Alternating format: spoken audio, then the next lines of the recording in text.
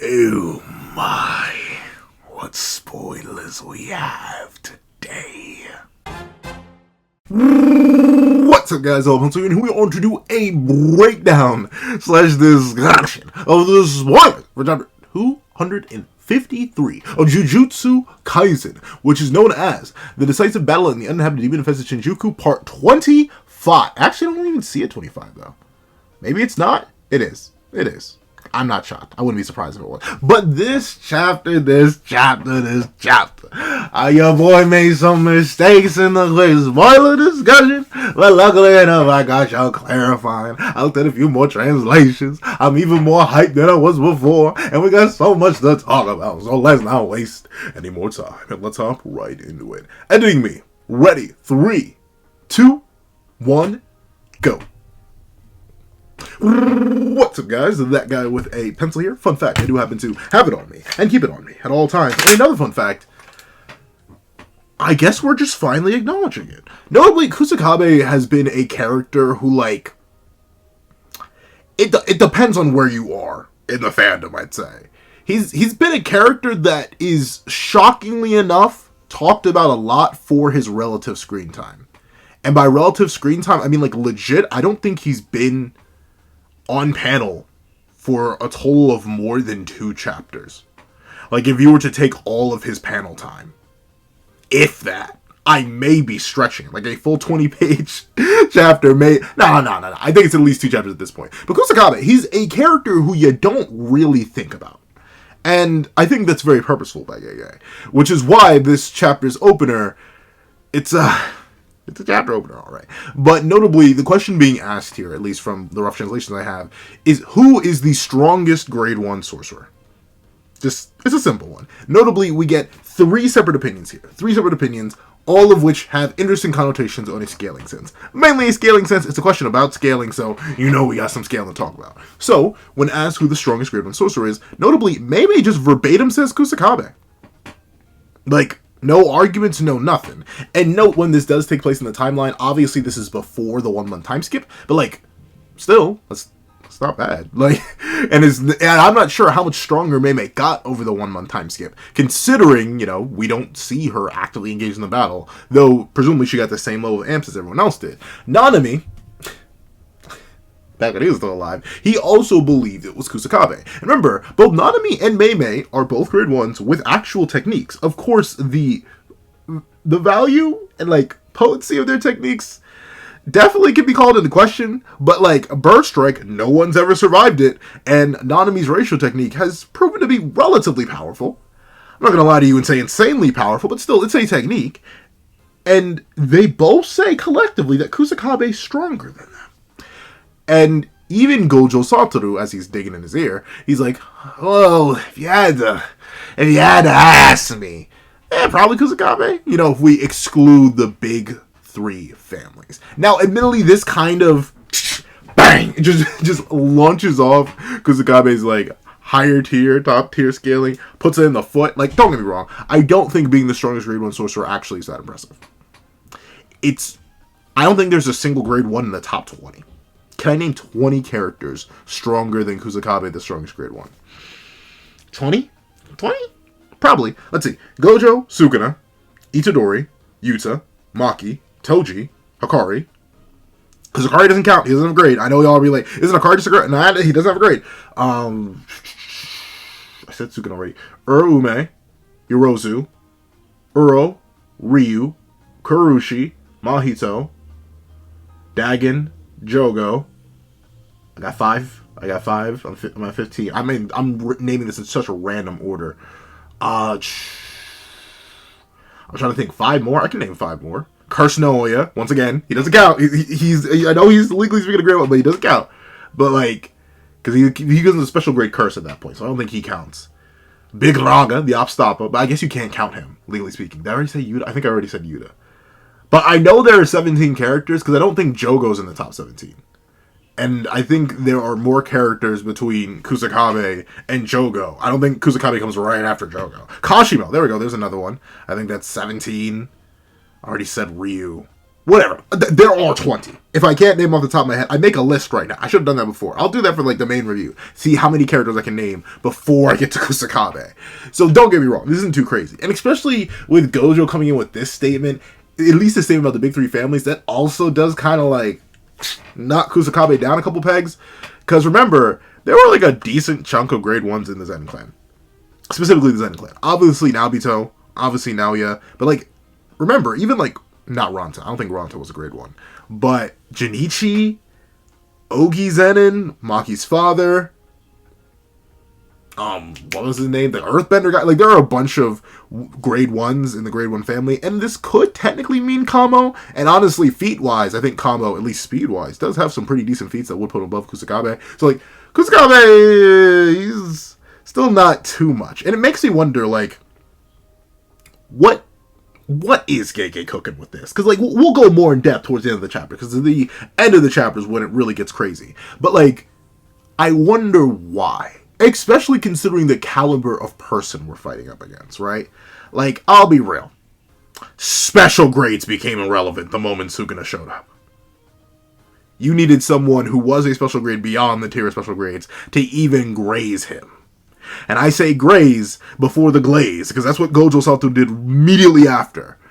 So, I don't know why we're suddenly hyping up grade 1s, and just the grade system in general, considering it's kind of, I'm not going to say it's been irrelevant since Shibuya, but like, once you get to the, oh no, technically Higuruma. Higuruma kind of maintains the grade system. I'd say, once you get past Megami's part of the Tokyo colony, I think grades low-key become irrelevant. Because, like, no opponent, no grade 1 is beating anyone in Sendai. Whether it be Yuta, whether it be Kuro, whether it be Uro, whether it be... Kuro and Uro. Some of that bothers me. Kuro, Uro, or Ryu. Heck, probably not even Drew, considering the size of Shikigami. No grade 1's beating that. You move up next to Kashimo and Hikari in their colony. They may be able to beat Charles, maybe. But they ain't beating. They are not beating Kashimo or Hikari. And of course, in Saga Dojima, everyone's a monster. And by everyone, I literally mean like darn near, like Daido's a beast, able to tag Cursed Spirit Naoya. And then you obviously have Awakened Maki, who's equal to Toji. And then you have Naoya himself. Like, there are a bunch of monsters, beasts, and demons running around everywhere. So I'm wondering what this is meant to be. It's most likely just meant for setup for the end of this chapter, but still, strange. But admittedly, I'll give Kusakabe's due credit. He has, like, one good feat in the entire series. I mean, he blocks dismantles. Casual dismantles. So that's still good, too. But outside of that, he blocked Uzumaki once. So that's good, but it's not, like, there's nothing essentially too crazy that I'm like, oh yes, Kusakabe's going to be the key to everything. Once again, he kind of runs into the problem that Higuruma and arguably Kashimo and then Yuta and then kind of Itadori, unfortunately. But Maki, I guess he's just meant to be a stopgap. Once again, sort of filler. Essentially, because I don't see the vision. All right, I'll be completely honest with you. I just don't see the vision of Kusakabe cooking up against Sukuna at all. So I don't know why we're suddenly glazing him. But with it being the case, let's actually hop into the real chapter where my girl beat this head. So once again, now admittedly, this dismantle we don't know. This is likely, I mean, it's big. It's very big. It's one of the bigger dismantles we've seen. Like, you literally see it tear half a whole building in half. So it's probably a chanted up one. No, because all the dismantles we've seen from Sukuna have been relatively small up to this point. But the fact that she just leaps to dismantle. Impressive. I've been looking. And I think it's there. I think I see the one. I remember I saw the panel of Yuta weaving like a net cleave. I think that is the one that people keep referring to. But like, yo, stop trying to downplay my own girl. Why are we suddenly saying, oh, Maki's not impressive, she's just dodging him? No one else has. And the one time they did, it was one time. Every other time they get tagged. Once again, I'm assuming that Yuji dodged dismantle because people keep saying that. I don't see it anywhere. I don't see a single time where Yuji dodged dismantle. I'll give you to the one. Once again, he dodged that net. And I'll even agree. Nets are harder to dodge. I don't know. Well, I know why narratively. But like, I don't know why. Well, I know why meta-narratively. Narratively, I don't know why Sukuna's not going for a dismantle net. That does seem weird, I'll admit. And a dismantle net would be harder to dodge, because essentially you just have to, like, dive. She'd have to dive through it. But, like, The fact that Maki is just leaping dismantles is very, very impressive. Can we give her some, like, I don't know. It's like, and I get it for me, because, like, I'm a Maki meat muncher. So, like, of course I'm going to glaze her up to the extreme. But, like, come on now, y'all. We're downplaying Maki completely weaving a full chant hidden world slash. Something that Hajime Kajimo couldn't do when he was explicitly warned about it. Bro still lost his hand. I know he was like in the middle of an attack animation. I forget. Someone made a comment like, "Well, you can't get mad at Kashimo. He was in the middle of using his own ult, and then he got ulted back. You expect him to cancel his ult? He's going to be like some Dragon Ball FighterZ type beat where they clash and then neutralize. You can't blame him. So there's that. But still, full chant, full distance. Mr. Advanced Perception himself couldn't dodge a full charge world slash. But my girl Maki does, but that's not impressive anymore. She's jumping dismantles, but I guess that's just not impressive anymore. Like, what? Where are these standards coming from? Let's glaze just a little bit. It's okay if she's the fastest. It's like her only stat.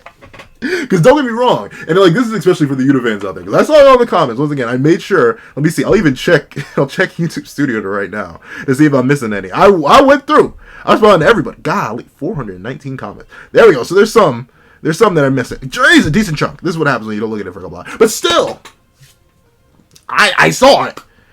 For my Yuta fans out there, I agree. Yuta overall, pound for pound, is the better combatant. Because of his diversity, because of Rika, because of all that. But I don't think any of his feats compare, at least speed-wise. I think he has better Dura feats. Like, once again, you're going to hear me glaze later. Once again, I'll have to double-check whether or not, like, she actually lets loose some juice later on. But, I don't know, dog. This just seems verbatim. Equal. Casual. Light. She doesn't even seem remotely pressed. She's not stressed. She's just weaving. And like, here's the thing. My main thing for all my Yuta fans out there, and even not just Yuta fans, in general, name one attack that any of the characters that y'all think can tag Maki that is faster than a full charge world slash. If you can name me one attack that they can do that is faster than Sukuna's dismantles and or the full charge world slash, we can then chat about it. I don't think anything else is that fast, though. Don't get me wrong. I don't think Maki's the third strongest character in the verse. Once again, I agree. Yuta overall, pound for pound, is a greater fighter with more durability, more hacks, and heck, just based on the fact that Maki doesn't really do any damage to Sukuna across both of these two chapters outside of her backstab, I still think, in terms of just like sheer, they're hitting harder too. Yuji and Yuta, and especially Rika. But like matchup-wise, I think Maki bullies those three. Because of this crazy speed and precog. You put her in a 1v1, and she's leaping and dodging and bobbing and weaving and scheming and grieving, everything. But of course, I'm only starting to glaze. The glaze will get thicker, creamier, milky. I need to stop. I need to be stopped. I need to be Trunks Raw level 3 in the corner. I need to be stopped. But with that being the case, look at this full-scale dismantle tears this whole darn building in half. And Maki just straight leaps it in motion. She does, like, unless I'm mistaken, in this chapter, she still doesn't get tagged by a dismantle. The things that tag her are Sukuna. Sukuna does go into tag her in this chapter. And we'll talk about that. But straight up, I think she's just above. Is she an entirely separate tier? Is she perception blitzing anybody? I don't really think so. Once again, Sukuna is able to still go relative and start blocking her attacks. He does. Once again, we'll get further into it as we go on. And of course, once the official translation, not even officials, just the translations come out, I'll be able to go more and more in depth when I get more stuff to talk about. But we see that the slash ends up coming out here, toppling this whole building. And we see immediately as the building begins to fall, Maki goes in, boom! And Sukuna blocks. Now, I'll admit, y'all caught me at a bad time. And by y'all, I mean me. I've recorded super early in the morning. And thusly, I was super duper tired. I completely forgot about the mini cleaves. I thought Sukuna just like bolt his Soul Split Katana. But no, it's very, very likely. And once again, I can barely tell. And, these are leaks, so obviously I'm not going to expect the scan quality to be 50-50 next level top tier. But like, it is clearly established not 3 chapters ago that Sukuna can just mini cleave. He can basically do his own bootleg version of Infinity to not let attacks hit him. So like, no, Soul Split Katana still does have Duradeg and would still affect Sukuna. He's most likely just mini cleaving all of it. Which is still impressive. Like, once again, he's basically, especially in this shot right here, where it looks like he, like, it straight looks like he, like, catches Soul Split Katana here. He's using, like, cleaves or dismantles, like, around his hand. Like, this is on some, like, anime type beat, where, like, in the anime, Sukuna just magically forces a whole bunch of lava off of him, using, like, a pseudo-infinity type beat with Shrine. I think he's doing a very similar thing here. That does go to show, though, that, like, somehow, Maki's more pressing. At least in the sense that Sukuna's actively going to guard all of her attacks. He didn't guard all of Yuji's. And he doesn't... Well, once again, we'll get into it. But we see the building falls on the two of them. Though I do love this interaction here. And it's crazy that he doesn't use his lower arms. Like, he specifically aims his lower arms higher. He doesn't actually, like, try to attack Maki here, which you think he would do. But the building falls on top of the both of them. And I guess it was a whole parking garage, because as the building collapses, numerous cars roll out. Now this is simultaneously crazy yet embarrassing. We see that Sukuna is able to still somewhat evade Maki's perception. Not perfectly though, we see she does turn around in time. Like when he sneaks behind a car and uses it as cover to try and strike Maki from behind. Once again, don't you put a pause on that? I mean, he's in a 50. Well, like, would that be the case? Maki still does turn around and immediately recognize it. And note, he loads up. However, one thing I will admit, I'll give this, he does not chant. The only thing he does here is the hand sign. He specifically, he like full-born aims it too. He's not just casually throwing it out like that. No, he like aims it. But just the hand signs. This is still a nerf dismantle. I'll readily give that. But she once again blocks it.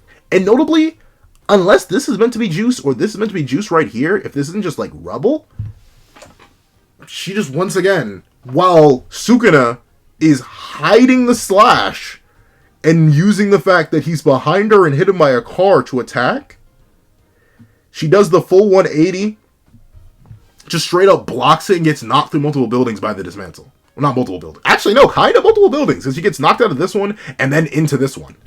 But she blocked it. Another dismantle that was infused and amped by the hand sign. However, I will admit, this isn't as impressive. Well, I mean, kind of, sort of. It really depends.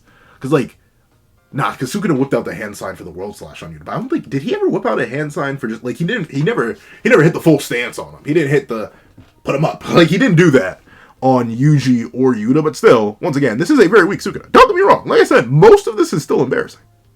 It's just like the upper limits and upper echelons of her speeds here are impressive, especially since Sukuna is going out of his way to disguise and hide his attacks.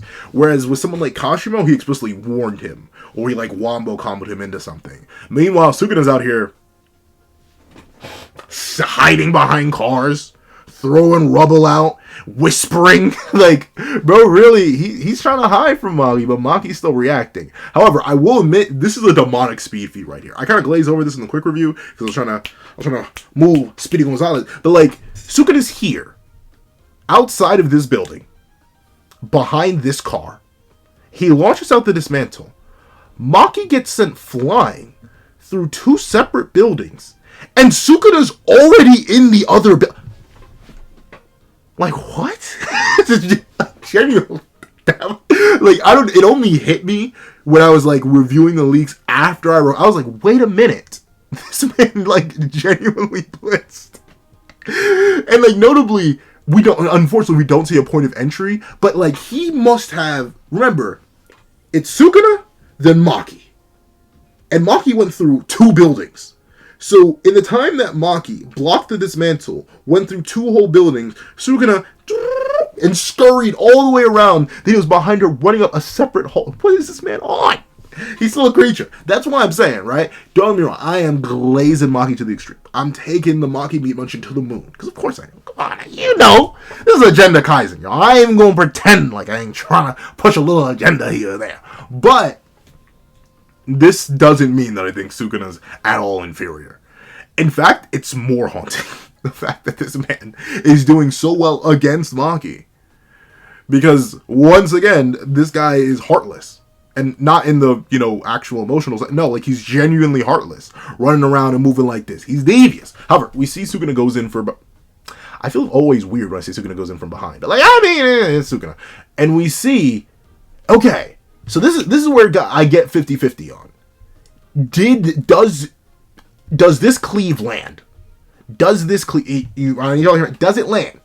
Because what I see here, and I know this is a very low quality scan, but once again, these are leaks. These red droplets right here, they may be masked a little bit because editing me does things to these raws even further to make them look even more jacked up, so I can actually keep my channel. But, like, with that being the case, it looks like this cleave lands. Like, straight up, we see juice spurt out of Maki here. A lot of people, once again, I was peering through all the comments, a lot of people said it just didn't land, and I agree. I can see somewhat of that. Because, like, he immediately turns around with the same hand that he tags Maki with to aim at Ino to stop him from firing off this. Well, I forget what it's called. But to stop him from firing off this. But at least to me, it looks like this lands and Maki eats it relatively fine. Now, here's another thing. A lot of people are like, well, of course Maki would eat it relatively fine because she has 0 curse energy and cleave wouldn't be affected on her. He uses it on buildings, y'all. He uses cleave, like he has a whole thing called cleave spiderweb. Buildings do not have cursed energy. Sukuna should have a general estimation of Maki's durability. He wouldn't use a technique that would do 0 damage. Like, y'all. We've seen him do it. We've seen him explicitly use cleave spiderweb on building. And we know when he's grabbing somebody, he's using cleave. It's why I still consider Yuta getting and then face tanking like a straight cleave shot to the domer is still impressive. It's why I still give Yuta more street cred. Because, in terms of durability at least, because Maki is dealing with this heartless. That was nowhere near how he sounded in that song. But she's dealing with this heartless Sukuna, still takes a relatively decent chunk of damage from this one-handed cleave. Meanwhile, Yuta, and then, I should not have hit my head that hard, but like, Yuta gets grabbed straight on the face, gets knocked back, and is like, whatever, and rocks back into it. So in terms of durability, I still think Yuta's higher than Maki. Don't get me wrong. Once again, the main reason you hear me glazing Maki and putting her above, putting her on top, putting her on that next upper echelon, is because of speed plus Duraneg.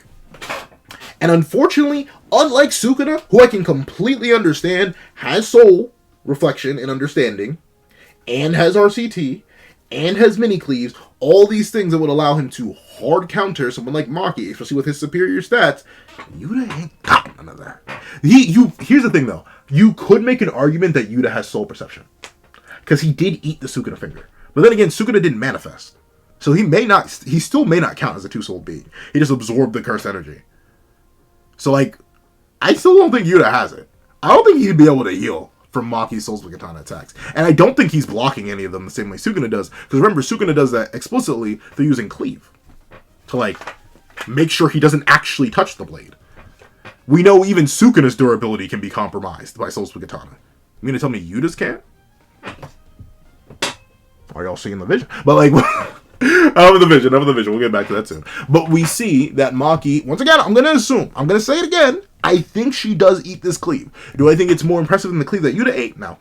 The one that Yuji ate? No. Because once again, this is just a weaker Sukuna. Unless there's an explicit chant, or like the slash is really, really big, I'm not really going to give Maki too much street cred for eating anything. Because once again, this is the weakest variation of Sukuna we've seen outside of like end of Gojo fight Sukuna. Like, I think that's the only weaker Sukuna we've seen, because it's literally just this Sukuna with less limbs and a smaller body. And I think less eyes, too. So, like, I can't really give Maki too much street cred for this, but still is impressive that she eats something of a cleave. Then we see Ino coming in. He's not using Ryu, though. Or at least I don't think this is Ryu. Because, like, this is the drill thing, I'm pretty sure.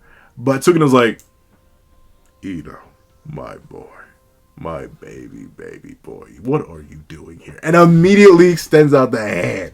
And he sends out Adishmantly. Notably, though, I'm not gonna lie. I'm not gonna say he eats it. But, like... And this is the big thing. And it's the one thing I'll give full whole hog wholesale. It is hard to extrapolate darn near anything from this fight. It is hard to reach into the depths, drag yourself into the depths of this fight and try to pull out anything. Because look at how well he eats these dismantles.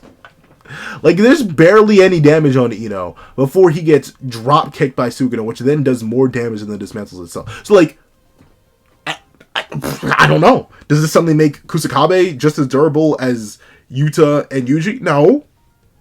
But I presume he just used less curse energy. That's the thing. It's hard to tell how much force Sukuna is outputting. That's why I put so much stock in the full chant world slash from last chapter. That's the only thing, full chant hand sign world slash. That's the only thing that I can give genuine credence to, because he went out of his way to full chant it, hide it behind rubble, whisper it, all that. Like, he went out of his way to buff it to the limit. Meanwhile, as crazy and as next level as his feat earlier on in the chapter is, where Maki just straight up jump ropes over his mantle, it's so unquantifiable because we don't know if he chanted up or anything. And this should be a weaker dismantle than anything that Yuji and Yuta dealt with. So I'm not sure. I can't really give too much street cred to that feat right there. However, of course, we see that Sukuna notices something. Wait a minute. Last time I dropkicked this guy, he had something in his hands. What was it? What was it? Oh, wait a minute. It was the 7-3 sorcerer's technique. Where is it? And we see from the heavens, as Ino just gets sent flying out the window. What, Ino? Like, once again, bro showed up for work. He really said, I can do this, guys. He really was like, I'm gonna help. He really was like, don't worry, I got your back. Only to get his back blown out when he got sent out the window. Well, here's the thing. I was about to say, where's Choso? Probably still helping Itadori. But like, darn, dog. Maybe you out of blackbirds? Why would a blackbird manipulate? You ain't got no more crows? Summon some more. Start bird striking. Do something. Provide some long-range support. Because right now, we're in a very limited scenario. However, Kusakabe starts wielding the ratio technique, the ratio cleaver, which is interesting. Once again, it makes me wonder, would it matter whose hands it's in? Does it have set output, or does the output scale with how much cursed energy you put into it? You know what I'm saying?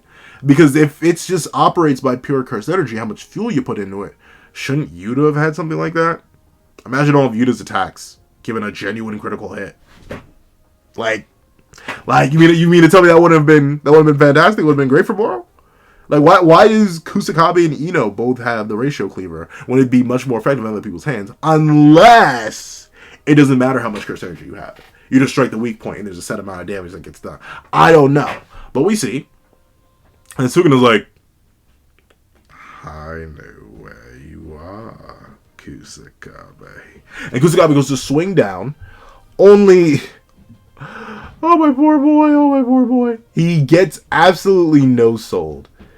Kusakabe does clash Sukuna here, lands him on a weak point, but it just does basically no damage. Essentially, I'm not going to say Sukuna is essentially just Dagon in this scenario, but low-key, he kind of is Dagon. Just infinite HP. We just don't, we know he's down to 50% of his mana reserves, his magic reserves. But, outside of that, I don't really see... I don't really see this man being so injured that he's going to get damaged or harmed by anything.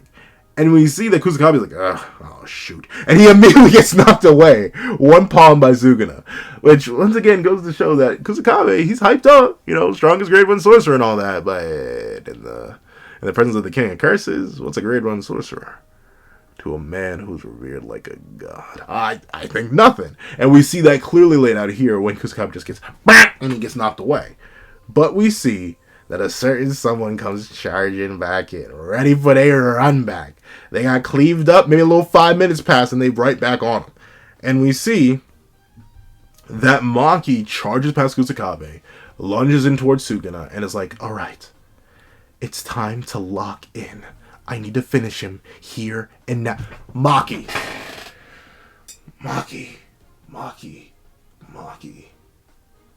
I get it. I completely and holistically get it. You don't want to follow the path laid out, but you've got to be kidding me. Maki, no! Why did you think that? Why didn't you go for the head then if you're trying to finish him? At least once again, that's my loose understanding of the translations here. But apparently she literally says, alright, it's time to lock in. I need to get rid of him. Maki, you had a clear shot on his dome piece. What do you mean? What's changed? The fact that he kicked Ito out the window? Like, other than that, now it's just changed, Maki. You explicitly went for his heart and not his head. When you easily could have gone for the head. Like, I don't know. It sort of comes back into, like, okay, how many people are we sacrificing for Megami? Huh? How many? How many? Because at this point, it's getting low-key ludicrous. Maki, you low-key were our last hope. Do I expect a punch-and-kick merchant? The immortal punch-and-kick merchant? The domain merchant to come and cook up against Sukuna? I expect him to come and get cooked up. Maybe serve with a side of lamb. Like, I just don't see the vision, Maki. And don't get me wrong, I respect her gall. I respect her confidence. I respect her determination to believe that, oh, yeah. I'm that her, to the point where I'll just beat the King of Curses if it really calls for it. Maki, no. She said, indirectly, she said the magic words. And thusly, everything began. As we see, that she goes in, she slashes at the concrete pillars holding up the building, and starts sending them towards Sukuna. Now this right here, ladies and gentlemen, this right, ladies and gentlemen. Oh, no. Ladies and gentlemen. How could he do her like this? How could he do her like this? No, ladies and gentlemen. I need to take a sip. Hold on, Mike. Go quiet.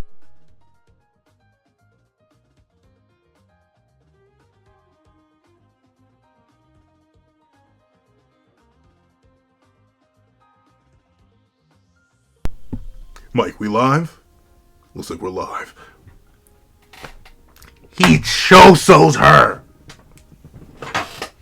Dog, what? Like, don't, once again. I find myself having to say this all the time. I did not believe. Never have. You can argue, you can see me arguing for some low-end relativity, which I thought before, all the time skip amps was still some of the best speed feats in the entire series. You can see me arguing for that. But never in my days did I claim that Maki was going to be as fast as Lord Sukuna. I swear. Golly willikers, fellas, I was not expecting her to get chosoed. I repeat, chosoed. Dog, she kicks the blocks towards him and he just vanishes.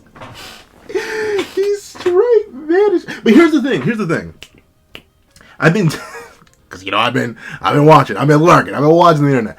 A lot of people have been using this moment right here to downplay Maki, because she does get.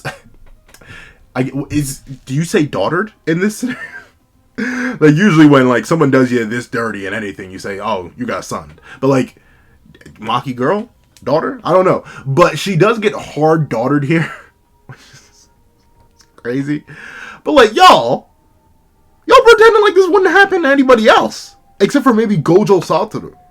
I want to remind y'all. There's still a very likely possibility that these characters aren't as strong, and by these characters, I mean Yuta, Yuji,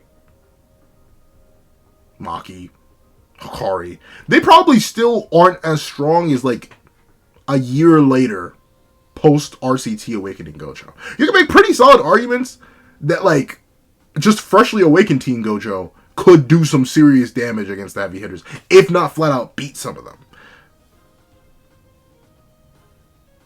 Yuta would be weird, because domain. But, I don't know, the speed is great. That's the thing. The levels of speed here, nuts. Don't get me wrong. And, of course, this is still the weakest Sukuna we've ever seen. But I want to remind y'all, the weakest Sukuna we've ever seen is still way more powerful than anything else we've seen. He just is. He simply is.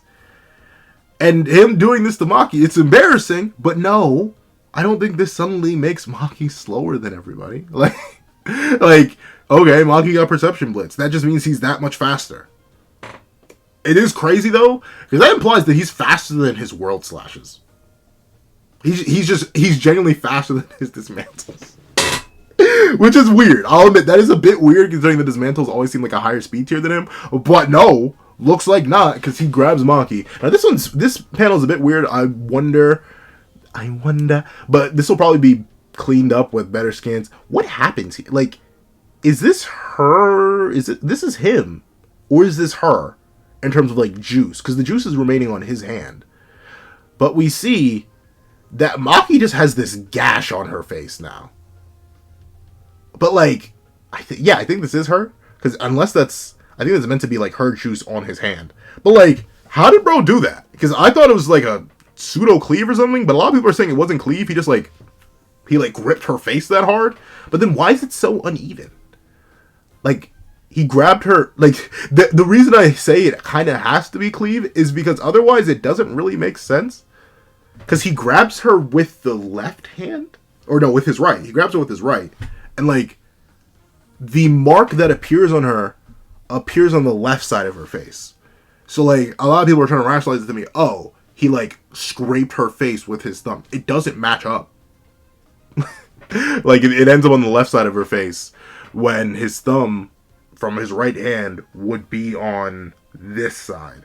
So like, literally, we see it here panel for panel.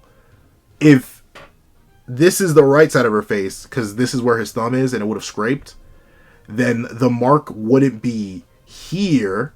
It wouldn't be here. It'd be here. So I low-key think she's like face 8 a cleave. But once again, this is super weak Sukuna. So regardless, it doesn't necessarily matter. Like that's the motto. This is unfortunate. It makes sense. It's built up to, but it's unfortunate. As much as I love to glaze all types of characters, when it comes to Sukuna, it just doesn't really matter. It just really don't. Like, the only thing you could argue is that she can damage him, and so can Yuta, and so can Yuji. They can all damage him if they make contact. But like, who's to say he's not just lowering his durability? His curse energy is apparently consistently fluctuating.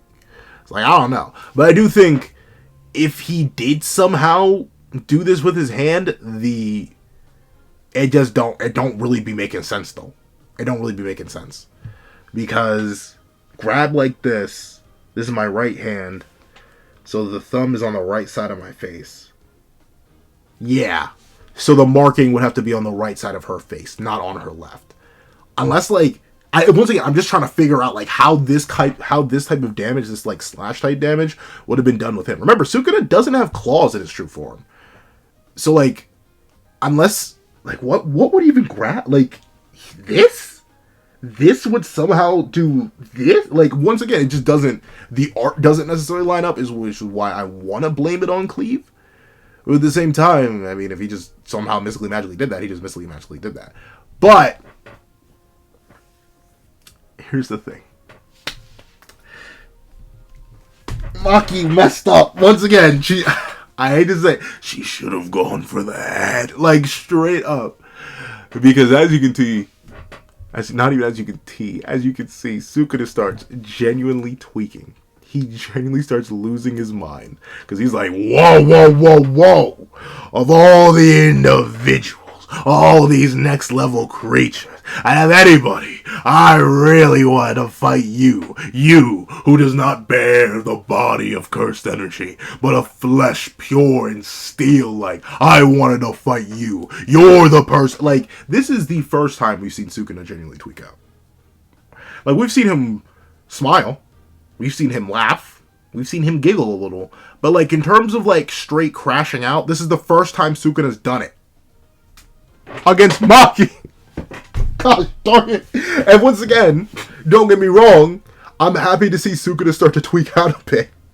Why not to be on why couldn't it be on characters who could actually heal themselves quickly? Because we see that Sukuna, in the midst of his legendary tweak session, is like, you know what? Let me show you something.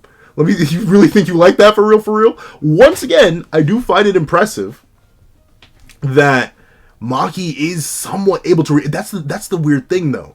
It's like the consistent fluctuations. Because when he feels like it, he can just choso her. Completely bypass her perception so badly that she can't even tell what happens until she's literally being grabbed. But at the same time, this Sukuna, who's in the midst of genuinely tweaking out, like on a we told him to be on 5, he's on 27. he gets blocked here. Like, Maki raises her sword in time when she was very specifically not in sword stance. For reference, her blade is like, I can't, because once again I don't fit full frame in the camera, but her blade isn't up here, it's not up here, it's all the way down here. Sukuna starts tweaking at her, and then immediately lunges in for a punch, and she blocks it. Straight up crazy. Well, once again, I assume Sukuna's using his little, like, mini cleave infinity here. Maki seems to note something, once again. We'll see in translations. Then, I'm assuming he does the same thing. This is so disrespectful. He grabs Soul Split, once again presumably using mini cleave, reels back on some Yuki type beat, on some Yuji type beat, on some Gojo type beat, with all this power forced into his chest. I think this is her noting that he stopped using Cursed Energy, or RCT, to heal himself, to fully lock in. And once Sukuna fully locks in, once this generational tweaker, this multi-generational tweaker to be completely honest with you, locks in, he lands a full-scale Black Flash dead into her guts, bro. How am I supposed to recover from this? How? How is she supposed to recover from this? Note, he very specifically, it's hard to tell, once again, because of the quality of the scan. So we'll see once it's fully cleaned up. But, like, he specifically grabs Soul Split and appears to move it. Like, he uses one hand, grabs Soul Split, reels back, and swings. And this demon, he hit her so hard with a Black Flash that it replayed 3 different times. In a manga? In a manga? What? Why? Like, don't get me wrong. Indirectly, this feeds my agenda. I know y'all are gonna be like, what? What? Your agenda that Maki's gonna fall? 1, we'll get to that. 2, Maki's the only character to make Sukuna consider locking in this badly since maybe Gojo. Even then, that's questionable. Maki's the first one to do it. Kashimo didn't make him lock in like this. Yuta didn't make him lock in like this. Yuji didn't make him lock in like this. Higuruma didn't make him lock in like this. No one else made him lock in so hard that bro said, fine, y'all want to see the apex of Jujutsu? I got it for you. And landed a Black Flash. What is he? What is this animal? This creature? But that's low-key street cred for me, because once again, he locks in. And once again, it becomes a question. How much weaker? And how much does it really matter? Because once again, I personally think that this Sukuna could do everything he does to Maki in this chapter to Yuji and Yuta if he felt like it. If he really felt like it. They may be able to eat some of it better. They probably wouldn't take as much damage as Maki did. But at the same time, I still think if he's able to flat out, straight up, wholesale perception blitz somebody who can perceive and react to his full chant world slashes, this Sukuna, when he feels like it, is still just as, if not more powerful than the one that Yuji and Yuta were fighting. That's what it seems like to me. And with that being the case, the fact that he locks in, tweaks out this hard, at least in my opinion, Maki's I'm not going to say he took her seriously. Still, look at, once again, he's genuinely tweaking. I don't think he's taking her full seriously. But he locked in. He landed a Black Flash, which, remember, takes the utmost concentration. Bro needed to lock in so hard, he stopped healing. He turned off his RCT to lock in this deviously. All to land this Black Flash. And I know a lot of people, I saw it in my own comments, across numerous videos, and I've seen it online. Yo, he does knock Maki to oblivion. Once again, he hit her so hard, it replayed 3 different times. But she's not cooked, y'all. I'm not going to say she ate it, because clearly not. But she's still in one piece. No Luffy. Like, she's still alive, y'all. At least I believe so. Because we don't see a body, for 1. And for 2, she kind of just gets knocked away. Like, she gets off-paneled. But I don't think Maki I think she's just in extreme pain and agony. Because anyone would be in extreme pain and agony after getting hit by a black flash from the King of Curses. However, there are a couple things to note here. Number one, very, very unlikely that Sukuna's at all restored to his full output or anything close to that. Remember, Gojo Satoru took, I believe, 4 or 3 black flashes in order to reach back to a state where he was manageable, and he still couldn't heal his brain. He still couldn't use domain. So it took 3 of those, and Gojo was much better off than Sukuna, relatively speaking. Sukuna's output is doo-doo water right now, supposedly. So, technically speaking, Sukuna's probably getting closer, but I don't think he's cleared too much. While his efficiency, his understanding of Jujutsu, all that is crazy, I don't think he magically got the effects of 3 black flashes. If he's on 120%, he's on 120% of the super nerf self. But of course, this nerf self could probably be on 50% and still solo all the cast. So, I don't know. Personally, I think Maki's alive. I think Maki cooked. I've seen a lot of people saying that Kashimo did better than her. I can see the vision. Somewhat. The thing is, it's that world. It's just that world. And like, with that being the case, it depends on who you think wins. I don't know. I do want to redo Toji versus Kashimo because my thoughts have changed on that matchup a little bit, but at the same time, it may just have to be Maki versus Kashimo because this fight still is extremely interesting. Maki Zenin, the human who is free, the one who was liberated, being the first person to make Sukuna genuinely lock in so hard that he lands a black flash, at least to me, that's worthy of some accolades. Worthy of just a little bit of glaze, a dollop or two. Now, maybe not $3, but at least $2 of glaze. And the fact that he had to block, grab, misdirect every single one of her attacks and actually lock in a little bit, that's good stuff. It feeds my narrative. It feeds my agenda. It grows ever stronger. But speaking of agendas, all my Kusakabe I gotta say with a straight face. All my Kusakabe glazers out there. How y'all feeling? How y'all feel?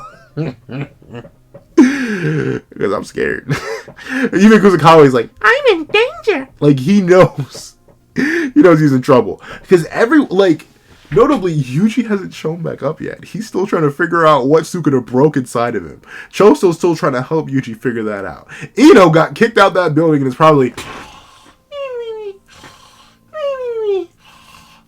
He's probably still out there on that building that he got kicked out of. Yuda's likely still in half from a world slash couldn't dodge. But that's also the case. Rika's likely chilling with Yuda. There's nobody else. Hakari's still fighting her. There's legit no... Kusakabe has to stand up and 1v1 the King of Curses, who's looking like this. Look at how devious that man is standing. Now that is a man of business. Ladies and gentlemen. That is a man of business. And we see Kusakabe realize, shoot, well, guess it's time to lock in. So he has to lock in against the King of Curses. Oh no! He's in danger. He's in so much trouble. Oh, he's insane about the trouble. But regardless, if you couldn't tell by my glaze, hold on, let me see. What are the other things? There was some... I'll do it more so in the full review, and I'll definitely make some videos talking about it. I'll leave y'all with a question before I give y'all the passcode if you made all the way to the end of this video. But, give me one attack that Maki... No, not Maki, because obviously we're talking about Maki. Give me one attack that Yuta, Yuji, Rika, Hakari, or Kashimo can send out that is speedier than a world slash. Or, yeah, essentially. Just give me one attack they could use that could actually tag Maki. I want to know that. But, if you made it all the way to the end of this video, please leave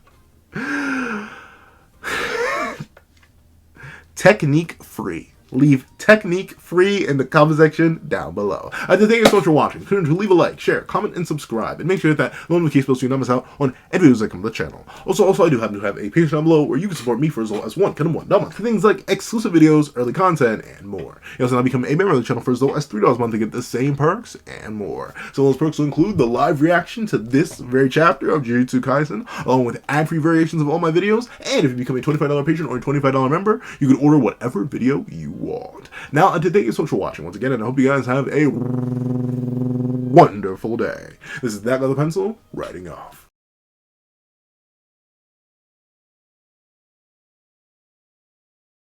I'd like to give a thank you to our $3 members, Connor Plays, Greyhound, Kids Void, Astro, Red Wolf 4765, and Eternal Flame. I'd like to give another thank you to our $5 patrons, Victor, Steron, Sean, RNG Master, Midnight Lord 21, Metal Solid Crisis, Kevin, Igneel, and EHack1. And I'd like to give a gargantuan thank you to our $7 members, Autumn Mornings Lazo and Jan Tomaz.